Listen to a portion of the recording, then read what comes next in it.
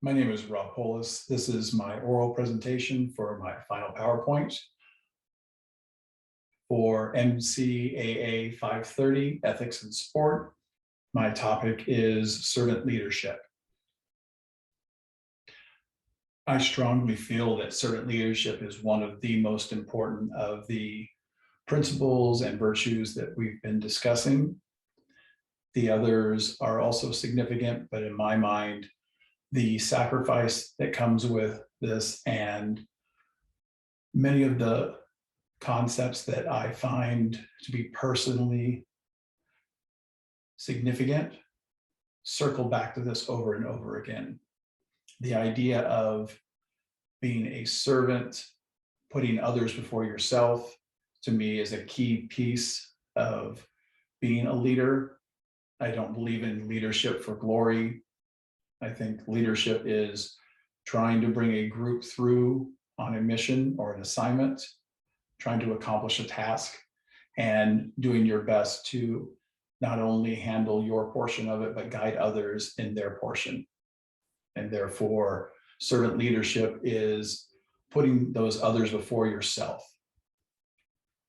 In the book Season of Life, both Coach Ehrman and Coach Pogge have this as a fundamental tenet.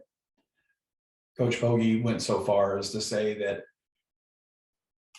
in the future, looking at the impact his players made in the world, he would circle back to the idea of what do they do for others? And this core piece of leadership, this serving leadership, I think guides not only those coaches, which have had a huge impact on me, but many coaches out there who see themselves as serving their players and serving their community. Examples of servant leadership, biblically, you can look at Philippians 2 verses 3 and 4, which discusses humility, putting others before yourself, not doing things out of a sense of pride, but out of a sense of service to others. Historically, you can look at the civil rights movement with such leaders as Martin Luther King Jr. and his quote regarding how easy it is because anyone can serve, so anyone can be a leader. If we look sport specific, a couple of examples spring to mind, one of which we have used a number of times in our own programs, the idea of serving a team meal, having the coaches feed the players where the coaches eat last, or having the team leaders take that responsibility, rotating among the membership, having each of them take a turn serving the rest of the team, and then eating afterwards to reinforce that being there for others, being made to serve others, and leading that way by example. Another example would be a recent incident that happened with the University of Houston basketball team after a very controversial loss. In frustration, as they left the side and went into the locker room, one of their coaches and one of their players kicked over some trash cans. One of their players stopped, decided that wasn't how their program should be represented, and took leadership of the situation, cleaning up the trash so that somebody else didn't have to deal with that. He knew it reflected poorly upon the program, and in that moment became a leader and became a servant leader. How do you apply the serving model in sports leadership? I think your actions should reflect your desire to serve. I'm drawn to the Emerson quote that your actions are so loud, I can't hear what you say. Many coaches and administrators talk a good game, but do they serve their players? Do their actions reflect this? I'm drawn to a recent event in the college football national championship game.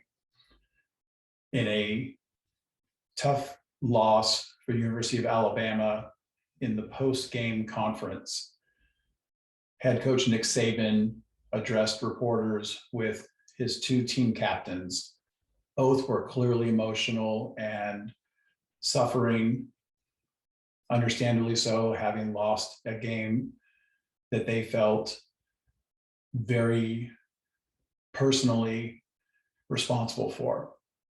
In that situation, you could hear the raw emotion in their voices, yet they handled themselves with grace and took responsibilities for mistakes made on the field and for a lack of execution. They were prepared to leave, as the second part of the conference would be just Coach Saban. He paused both players.